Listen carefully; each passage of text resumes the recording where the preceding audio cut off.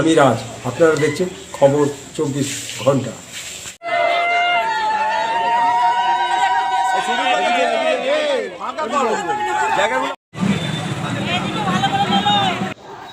স্মৃতি ইরানি দিদির সাথে আমার খুব ব্যক্তিগত সম্পর্কটা খুব সুন্দর।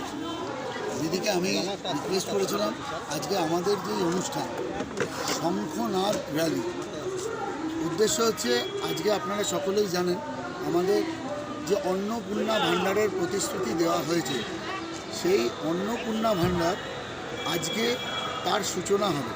স্মৃতি ইরানিদি কলকাতা থেকে এই সূচনা করবেন, আর আমরা তার শুভ সূচনার জন্য একটা প্রভাত ফেরি করলাম আজকে পয়লা বৈশাখের দিনে। যারা আমাদের বাংলার সংস্কৃতির বিরোধী বলে তাদের আমাদের দেখে শেখা উচিত বাংলার সংস্কৃতির ধারক বাহক কারা। মানে প্রতিশ্রুতির আনুষ্ঠানিক সূচনা। হ্যাঁ, দেখুন, এটা প্রতিশ্রুতি শুধু নয়, এটা আমরা অঙ্গীকারবদ্ধ এটা রূপায়ণ করবার জন্য।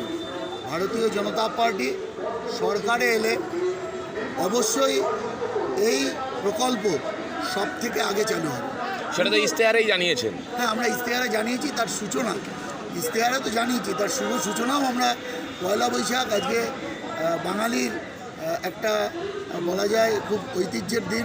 বিপুল ভোটে জয়লাভ করে আমরা ভারতীয় জনতা পার্টি তথা নরেন্দ্র মোদীর হাত শক্ত করতে পারি।